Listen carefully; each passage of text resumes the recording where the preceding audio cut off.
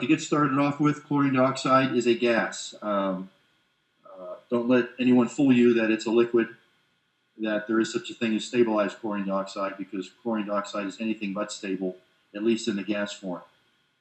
However, it is very soluble in water, even more so than chlorine. It can off-gas depending on the concentration that it is created at, so you have to be aware of that. And the solution is actually stable for a few days, so that's why it's used a lot in vegetable and fruit washing, because it lasts a little bit longer than chlorine does and does not leave any taste or odor concerns. So it's good for those type of applications. You can detect the odor at under 2 ppm. So it does give off an odor, and it can be an irritant above 4.5 ppm. So when flume washers for vegetable or fruits are washing on the flumes, they have to be very careful that it's vented, depending on the concentration of the chlorine dioxide that they are using to disinfect their fruits or vegetables. We see here from the chlorine dioxide molecule that there is an unpaired electron, which is a free radical, and as a result, that leads to the instability of chlorine dioxide as a gas, as ClO2.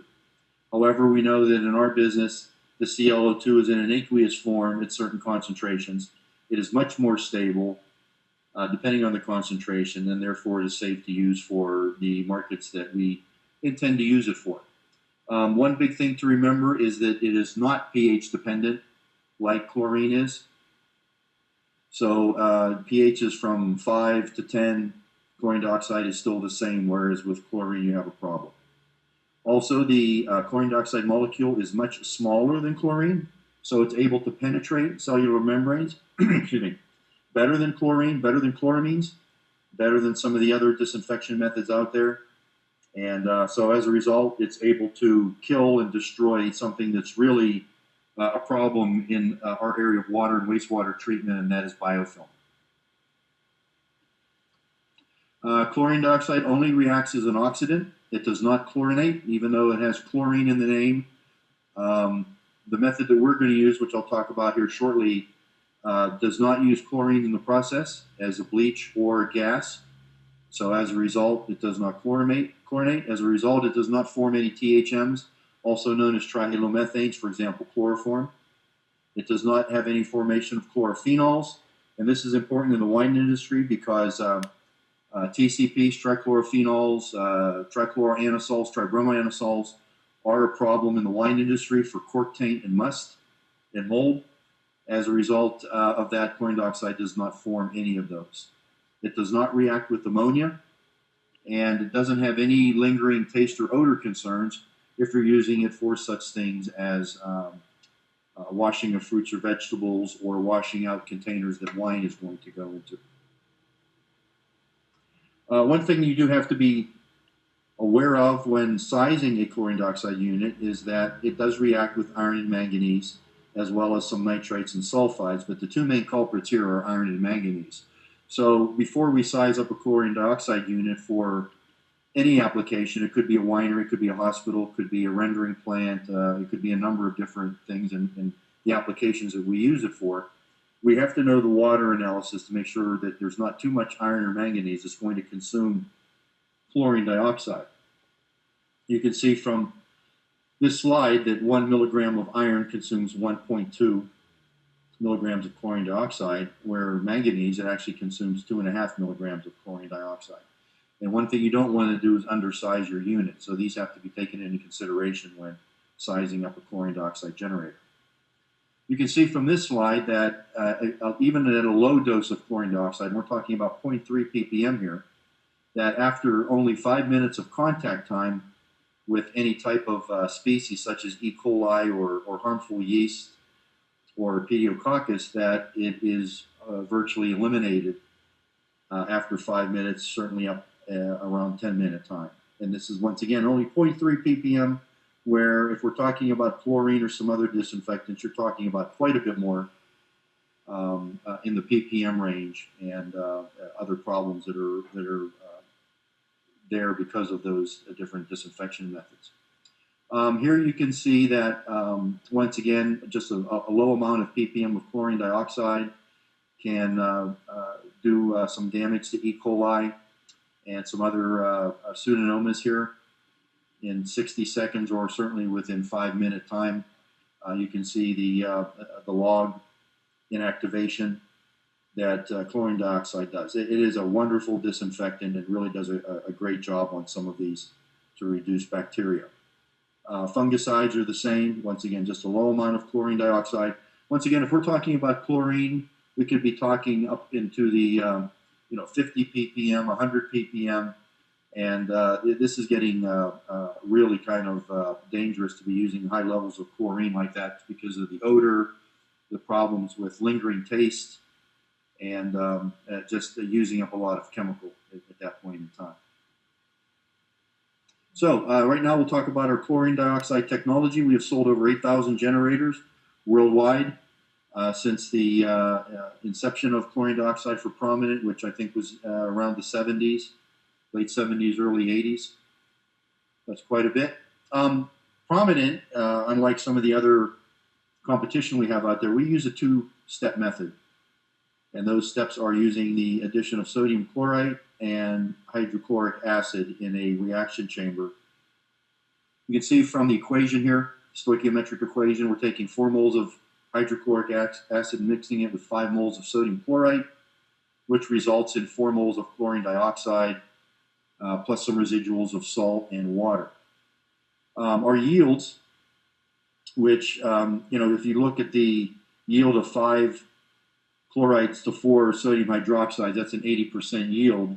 However, our generation methods can go up above 85, and I've seen them up into the mid-90s already. And I've had some chem vendors do some analysis, and we were up in the mid-90s. So our generators are very accurate due to our metering pumps and the technology of our system, and so we can hit those high yields. Once again, this is a chlorine-free solution of chlorine dioxide, and that's really important if you're talking in the food and beverage industry, specifically wineries, because as I mentioned earlier, chlorine can cause trichloroanissols, trichlorophenols, tribromoanissols, which are a problem to the wine industry, but our method of generation does not have any chlorine in it at all. Some of the byproducts you'll see with chlorine dioxide are chlorite and chlorate.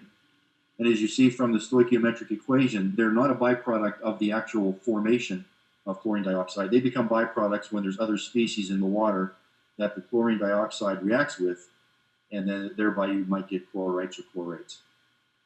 Once again, we don't have to handle any chlorine or liquid bleach or chlorine gas, and chlorine dioxide does not react with any bromides, but chlorine and ozone do.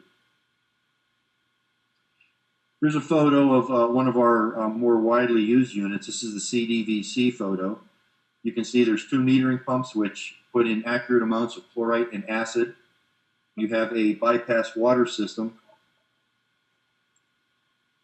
Sorry about that, hold on.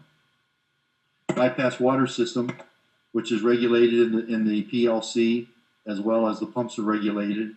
And inside is a reactor, and I'll show you what the reactor looks like here shortly. Static mixer, where the water mixes with the chlorine dioxide solution, and then out into your process at whatever predetermined part per million residual you decide upon. This particular unit, which uses dilute chemicals, and we'll talk in a bit here about the dilute chemicals, we can go from our smallest unit, which is 20 grams per hour, up to 2,000 grams per hour. And also please note the pressure here. As the units get larger, the amount of operating pressure that we have to go against is decreased. So if you have a higher operating pressure than 29, maybe that larger unit isn't what you need to do your disinfection. If we take a look at, a lot of people in our industry talk about pounds per day of chlorine dioxide. So a 600 gram per hour unit would give you about 31 pounds per day. And a 2,000 gram unit is the biggest of the CDEa series, would give us about 106 pounds per day. In order to calculate the size of the generator that you would need, a typical calculation, now this doesn't take into consideration the iron and manganese we talked about earlier, but you would take your flow rate in gallons per minute, and multiply that by your ppm residual that you want to have for your process. It could be half a ppm, could be 1 ppm, could be 5 ppm. You divide that by a constant of 4.4, and that gives you grams per hour. So an example calculation would be 100 gallons per minute multiplied by 0.5 residual, 0.5 ppm residual of chlorine dioxide, divided by 4.4, and that gives you a generator size of 11.4 grams per hour. So it just kind of gives you a ballpark idea of what size generator you would need. Once again, you need to take into consideration the water chemistry and a few other factors before you actually get a definite size of unit that you would want. For our CDV series to operate, as I mentioned, we use 2 precursor chemicals. These are diluted. These are sodium chlorite at 7.5% and hydrochloric acid at 9%. These are available through chemical vendors. Sometimes not as easy as the concentrated chemicals because these have to be diluted by the chem vendor, but they are available. Once again, no chlorine added. If we take a look at what this unit would actually generate, if you take 1 liter of sodium chlorite and mix it with 1 liter of HCl, you will get 40 grams of chlorine dioxide. And there's a few conditions for you to look at, like temperature and pressure. This is what the unit actually consists of. 2 metering pumps, which give you the exact amounts of the precursor chemicals fed into a reactor. Now, this reactor is only an aqueous phase. There is no gas or only gas in this reactor. It is mixed with a water solution, which creates an aqueous solution of chlorine dioxide at 2% or 20,000 ppm. Under pressure, that solution then goes, there's a back pressure valve here. It's mixed in with your bypass water. The bypass water is regulated by the PLC, so if the water slows down, the whole process slows down. If the water increases, then the pumps increase, and everything is kept in a very stoichiometric equation here. There's a static mixer that helps also to mix the chlorine dioxide solution with the water and then out into your process. So very simple. There are quite a few safety factors in here that if one of the containers of the chloride or the acid go dry, the system shuts down. If something happens to one of the metering pumps, the system shuts down. If the bypass water would stop, the system would shut down. There's quite a few safety factors because with something like chlorine dioxide, you just want to make sure that everything is safe. You also want to make sure that your operators do not mix the chlorite and the acid except what's going on in the generator, because mixed together they will create chlorine dioxide gas, which can be explosive. This is actually the concentrations you're getting out of the unit. As I mentioned earlier, you get a 2% or 20,000 ppm solution out of the generator in the reactor. Once it's mixed with the bypass water, you can get up anywhere from 200 to 1,000 ppm solution of chlorine dioxide. That's all regulated by the PLC. That can either go into your process or go into a day tank. And basically what you want to feed in your application might be anywhere from 0.05 to 2 ppm of chlorine dioxide. And that could be for washing tanks, washing wine casks or kegs. That could be treating water, treating wastewater. Could be a number of things going on, but you can regulate how much you want to use for your application. This is the inside of the reactor. As I mentioned, a 2% solution inside. There are mixing beads inside to help mix the chlorine dioxide gas with the water solution to create a 2% solution. Once again, there is no gas phase in here. Everything is an aqueous solution. If you need more of an output of chlorine dioxide, we have a system called a CDEa. Now this uses concentrated chemicals, and they are sodium chloride at 25% and hydrochloric acid at 30%. So the design is if you have 1 liter of the chlorite plus 1 liter of the HCl, that gives you 150 grams of ClO2. If you remember a couple of slides back, the CDV gave you only 40 grams of ClO2. So once again, this is a much higher output system. This is a photo of the CDK. Notice there is another panel to the left, which is a dilution panel. This goes up to 12,000 grams per hour of output, and this is our biggest system. We had a question earlier today about a system that was about 3 times this size, and my answer to that is that this is as big as we make. I have seen applications where we've taken 2 or 3 of these units and chained them together to get a higher output, but the prominent expertise is in the smaller output range, not necessarily the larger range as you get on some of these systems that might use chlorine gas or possibly the purate method, which we'll talk about in a little bit here, which can create a lot more output of chlorine dioxide. We also have a CDLB for smaller applications. This particular unit could be for smaller wineries or hospitals or hotels, healthcare facilities where you really don't need a lot of output.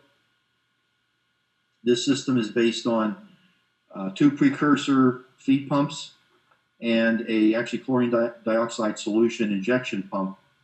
This system actually makes a solution which is in a tank, a small tank behind this unit, which you can't see, and then that is fed by this 3rd pump into your process. The CDLB uses dilute chemicals, which are the same as the CDV series, and you see we go from 6 to 120 grams per hour with the CDLB. Once again, a smaller unit can be used for smaller applications. It would be a less expensive unit than the CDV or the CDK, so it might be better for a smaller application than the larger ones. We also have a new chlorine dioxide generator coming out very shortly. We're currently working on all the marketing tools so we can launch this probably sometime in April or maybe May. It's called the CDEa, and it is a less expensive version of the CDV that you saw earlier. It uses, once again, 2 metering pumps. It does have a reactor, bypass water, but the PLC is not as kind of high output as the CDV. It's more of like a D1C model that we have.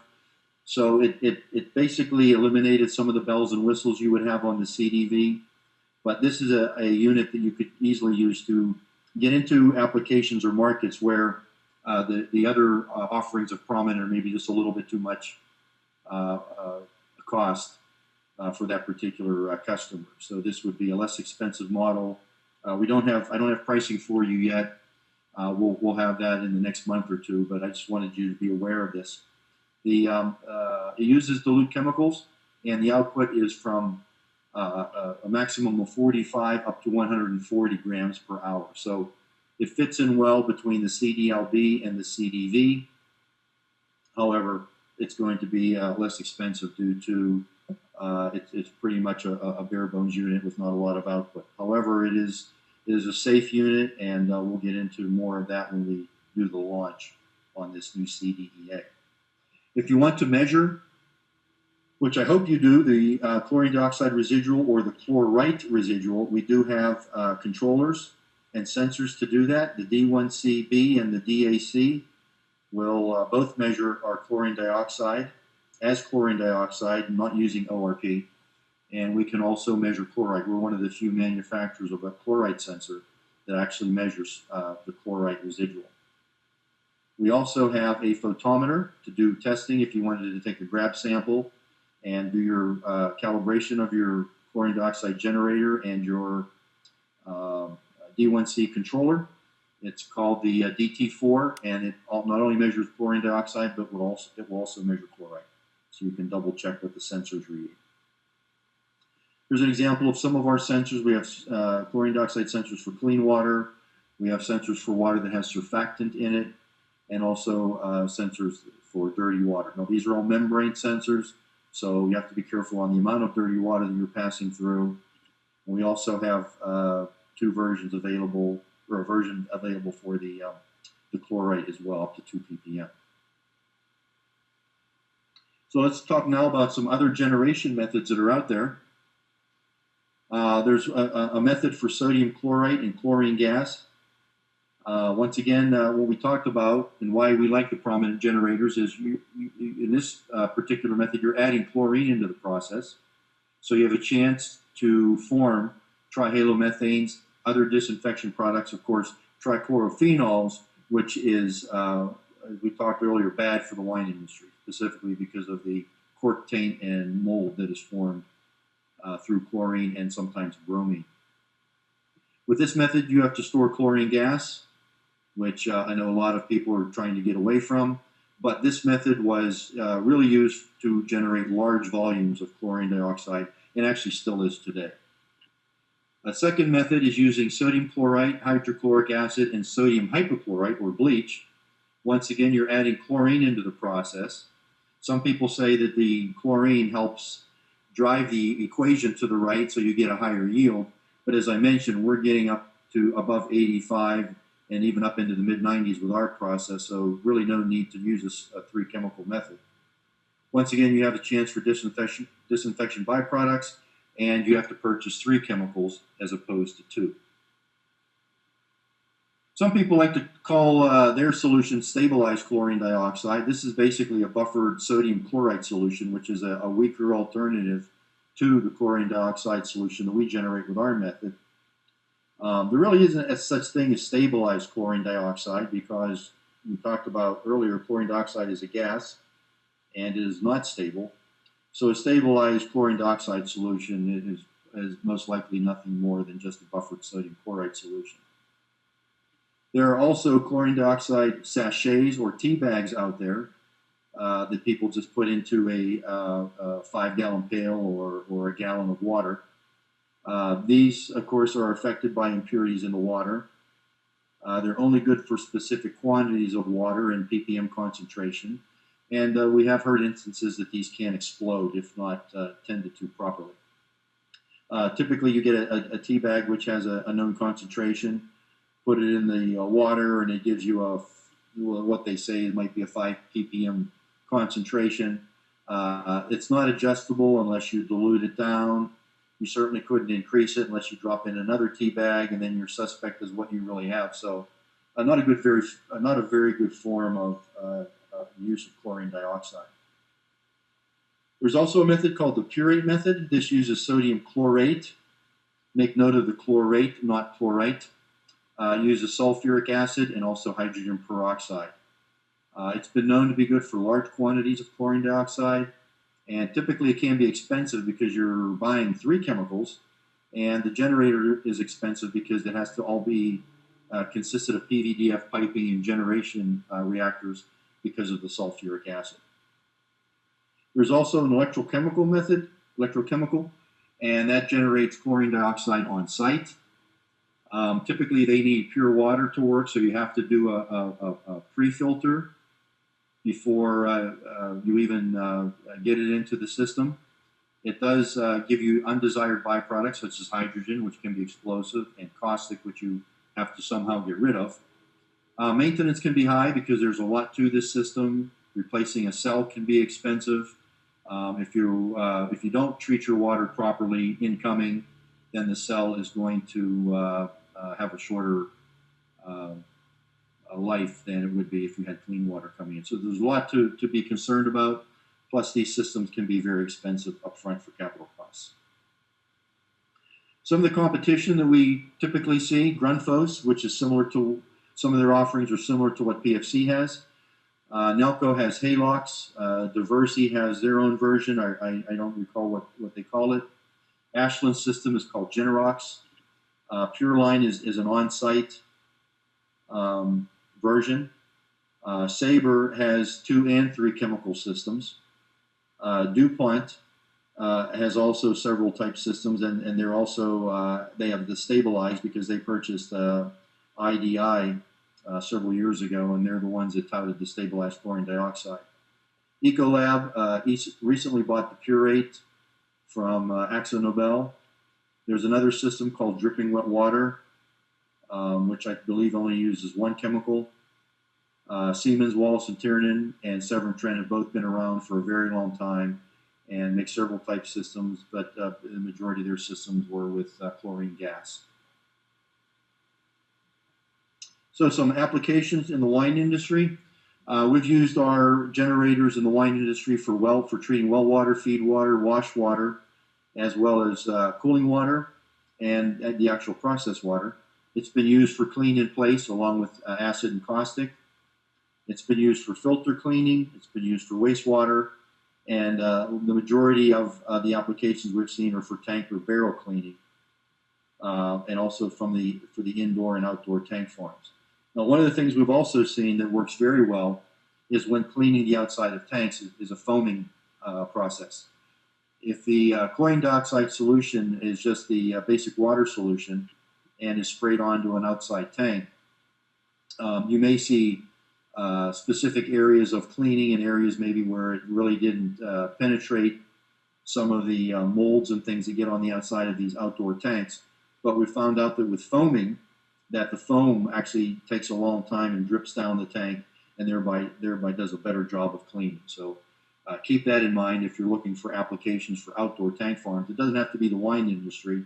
It could be really any industry that uses these tanks and want to keep them clean, that foaming is a good idea. And you can do that with chlorine dioxide as part of the foaming process. Here's a schematic of a bottle washing with chlorine dioxide. This is actually rinsing outside and inside bottles, and this can be used for the wine industry, for the brewer industry, for bottled water, for mixed drinks, soft drinks, fruit drinks, anything that's out there. And as I mentioned, chlorine dioxide is a great disinfectant, and it lingers around for a while. Of course, you'd want to rewash it, the chlorine dioxide, before it goes into your process, but the chlorine dioxide does a great job of disinfection. For bottle rinsing, this would be when you would wash the outside, the inside of the bottles only. Once again, chlorine dioxide is used to rinse the inside, as we did with the bottle washing process. CIP is used along with hot water, acid, and caustic. Chlorine dioxide could be used in a couple of different places to do CIP. And once again, if some of these piping systems that you see in these applications, and there's always a chance of biofilm being formed in older piping systems and dead legs. And, biofilm could possibly come Legionella, that if you have a little bit of chlorine dioxide in your water system, it will completely eliminate the biofilm after time, depending on how bad the biofilm is. And we've seen piping systems completely clogged with biofilm. The chlorine dioxide will do a great job of keeping the biofilm from coming back once it's eliminated. Here's an example of a filling machine. Now this just, I didn't have a picture of a wine bottling, but this is a beer bottling. During this process of filling, product gets spilled, bottles explode, caps come off, and you're left with your product on these machines. And in order to keep bacteria and other things from forming, a lot of these machines are rinsed off every once in a while with the chlorine dioxide solution. This would, once again, kill all the bacteria, yeast, molds, anything else that would form from product spills, and keep things running clean. And then when you're working with food products, you want to make sure that that's for surely that it's being done. A particular application that we had in the wine industry, this particular winery was using bleach or sodium hypochlorite to clean aging and storage tanks. They started to have a concern about trichloroanissols, which, as I mentioned earlier, cause cork taint and must and mold in wine. This particular winery tested chlorine dioxide and PAA. The PAA proved to be too expensive, so the ClO2 was chosen for CIP tank washing and also the filter cleaning. They also decided to use chlorine dioxide to treat their cooling towers. And they had day tanks that were made with 1,000 ppm solutions of chlorine dioxide. And then they used the Venturi to inject the chlorine dioxide into wine tanks for cleaning. So a great application. There's many more out there. This was just one of the ones that I chose to go through with you. If you need more instances of applications, I have those available. So in conclusion for today, chlorine dioxide is the best choice for disinfection and sanitization for the wine industry. And one of the big things is that it's chlorine-free. It's a strong disinfectant, which must be generated on site. It eliminates biofilms and other harmful bacteria. It will not form trichloroanisole or tribromoanisole compounds, which are typically seen in the wine industry. Safe for operators to use with some precautions. Not expensive to operate once you can get up through the capital costs of buying a generator. It can save you water and money, and it's a very versatile answer or solution to other competitive products. So, as I mentioned earlier, we have a new chlorine dioxide generator coming out that could fit well in the wine industry and other small market industries, the CDEa, and we will have more on that. Stay tuned in April or May. In the meantime, you can visit our website, www.prominent.us, or visit www.wineries-by-state.com to find a winery near you so you can call on them and sell a Prominent chlorine dioxide generator. So I thank you for your time, and I'll turn it back on to Jim and any questions you might have. Hey, thanks again, everyone, for spending some time. Ken's presentation here focused a lot on the wine industry, but there are a lot of different applications that we've gotten into with our chlorine dioxide generators. You know, anything from the CDLBs, where they're big in hospitals and senior care facilities, the CDVCs, they were big in the in depending on the size of the winery. But remember that CDLB could also fit into smaller wineries. So the CDKs, we've had very good success in some rendering plant applications to get rid of the smells, and they worked very, very well for us. So, you know, we hope that just to name a few applications, you know, just the wineries alone, if you were on for last week's presentation, Ken mentioned there are several thousand wineries in the United States alone, and they're in all 50 states now. So there are definitely opportunities out there. You know, once these larger wineries that we've gotten into start doing that, the smaller wineries kind of catch on to that technology, and they're going to be looking for some of those answers. So here we do have some questions coming in. For those of you who have questions and would like answers, please use the questions section in the GoToWebinar toolbar, and we will try to answer those as they come to us. The first question is, when you say dilute, I thought this was a gas. Chlorine dioxide, ClO2, is a gas. However, chlorine dioxide is a gas, is not used for any application because it is a dangerous species. So in our generator, the chlorine dioxide gas is mixed with water to form an aqueous solution, a 2% solution in the reactor, and then that is diluted further down to different concentrations depending on what you're using for your process. It could be 200 ppm, and then you can dilute that down further to, say, half a ppm or whatever. But chlorine dioxide as a molecule is a gas, but it is never used in that state. It is used as a solution.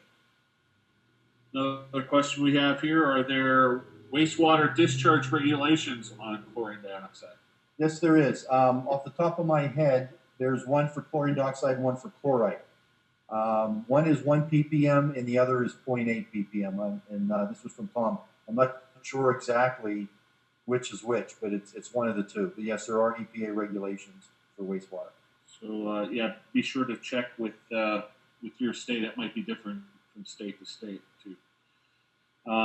Having a request for liquid 55-gallon, and I am confused. I thought this was a gas which needed to be mixed.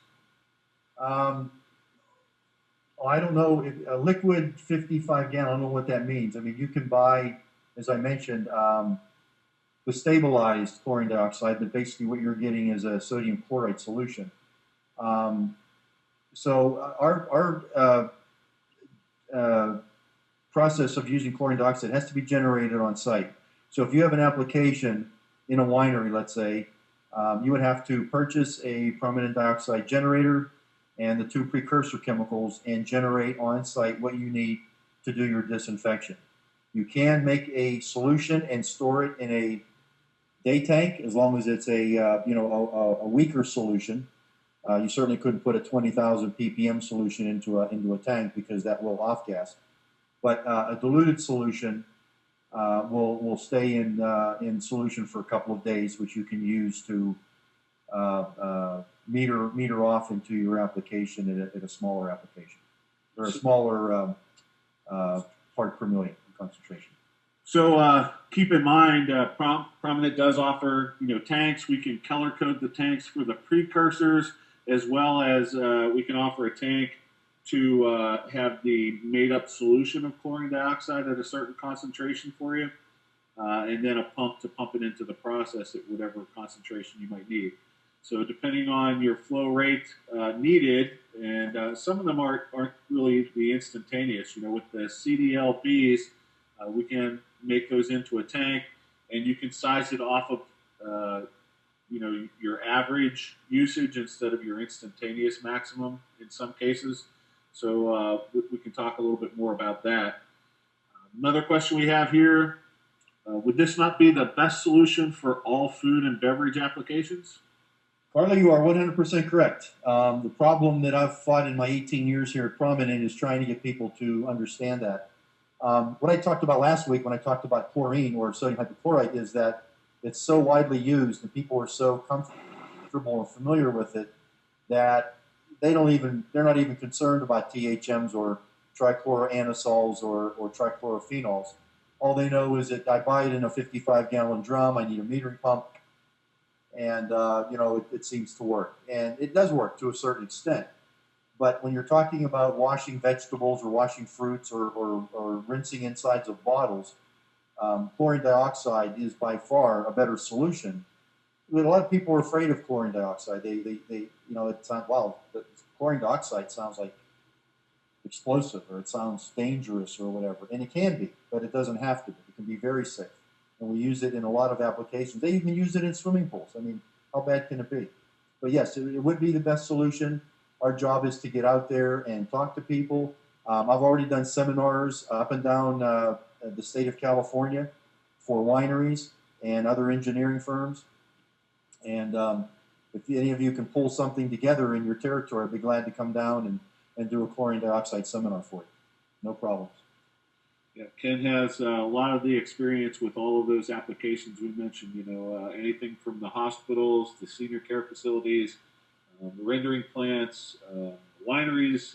He's been a big asset to us, getting us into a lot of those wineries with the help of the West Coast out there. So, again, anything we can do to help you, please let us know. We are having some added input here.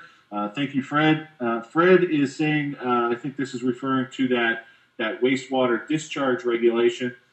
Fred is saying that chlorite is 1 part per million, and 0.8 ppm is the chlorine dioxide. So hopefully that will help you. We have another question here. In swimming pools, hydroxan is sometimes used. Is this stabilized form of chlorine dioxide? I am not familiar with hydroxan. I know in swimming pools, I've seen applications where they use the on-site version, where they're generating the chlorine dioxide on site using salt. But I know that over in Europe, they have used chlorine dioxide for swimming pools, and it's not necessarily that they're putting the chlorine dioxide into the swimming pool of the surface, but they're using it to clean filters and other equipment for the pool industry to keep it free of the biofilm, which once again is an issue. Yeah, from what I remember hearing from, I think it was Bob Capel telling me, or telling a group that I was part of, for swimming pools, I don't know that chlorine dioxide is approved here in the States yet. However, Disney is funding some studies to use that. When there is an accident in the pool, biological accident in the pool, they actually have to close that pool for a period of time. And when I say pool, that's an attraction in a park, whether it be a water slide or some sort of lazy river, whatever it is. If there is an accident there, they have to close that for a period of time. They have to treat it with a very high dosage of chlorine, for that set period of time before they can reopen it. So while that ride is down, of course, all of the consumers in that park are upset. It's one less thing that they have to take advantage of. So Disney is funding a study because chlorine dioxide is such a good disinfectant that it can cut that time that attraction is closed significantly. So Disney, with a lot of funds, I should say, is trying to push for that. So hopefully that will be something that is approved in a short period of time.